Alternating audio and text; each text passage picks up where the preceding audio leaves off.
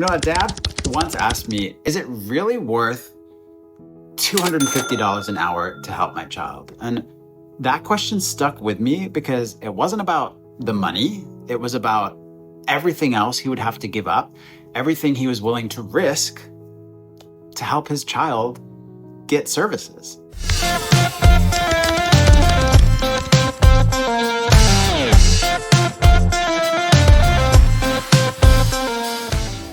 I remember sitting with him, this dad who was doing everything he could just to keep it together. His shoulders were tense, his voice shook a little, and he looked at me and he asked, and it wasn't a question about money. It was a question about, the hope of ABA. ABA therapy, it can be expensive. We're talking anywhere from $120 to $250 an hour. And if you're doing 20, 30 hours a week, that's no small change. But here's the thing, it's more than numbers on a bill, right? It's about missed vacations. It could mean ultimately pushing off retirement or juggling other kids' activities or even putting your own health on hold. When parents ask me about costs, I hear everything they're not saying, right? They're asking, will it actually help? Will my child feel more understood? Will we find peace at home? And those things you just can't put on an invoice. I found that actually a lot of people don't know that insurance can help. In fact, in a lot of cases, it really does. There's an autism diagnosis. Typically, insurance was gonna cover that, but cover doesn't mean free in most cases. Families still face deductibles, co-pays, annual caps, all this confusing lingo, and all these little numbers that add up to big, big worries for families.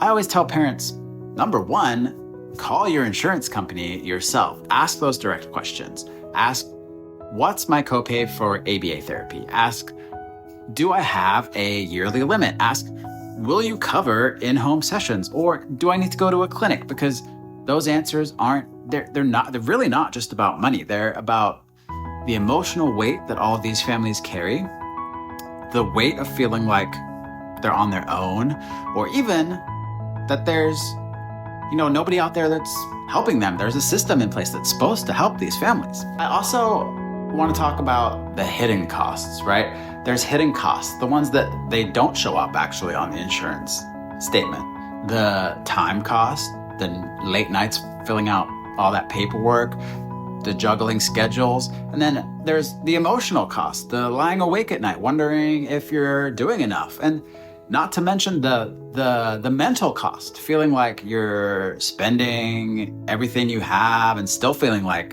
it's not enough. As a behavior analyst, I see it in every intake meeting I do. I hear it in the way parents talk about their kids, the guilt, the fear, the hope, and I've learned that cost, we're not just talking about money. It's about whether a family can find enough room to breathe, to laugh, and really just to feel like themselves as a family again. That's why I wrote this post. It's not to sell ABA therapy, not to make ABA sound like the only answer, but to get honest, to be honest with families. Families deserve to know the truth before they sign a single form. They deserve to know what they're signing up for.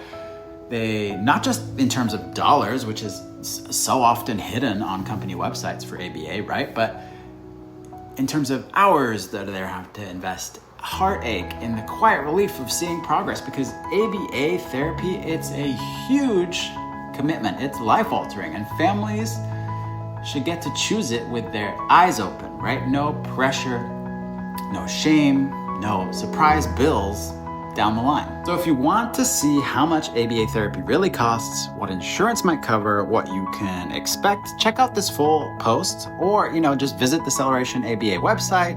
Thank you so much for watching. But remember, it's about more than just money. I think that's the main point here. It's about the families that are investing in this journey, and it's about the hope that ABA can provide for those families.